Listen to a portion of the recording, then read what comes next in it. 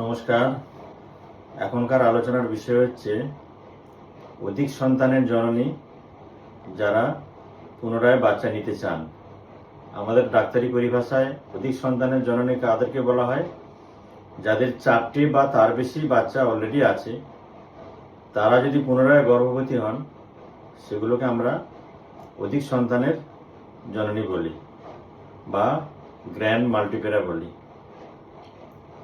তো সবাই ভাবতে পারেন অনেকে যে অনেকগুলো বাচ্চা হয়েছে নর্মাল, তাহলে তো আর কোনো অসুবিধা হওয়ার কথা নয়। কিন্তু 4টি বা তার বেশি যদি বাচ্চা থাকে, তারপরে যদি গর্ভবতী হন, তাহলে কিন্তু নানা রকম সমস্যা আসবে।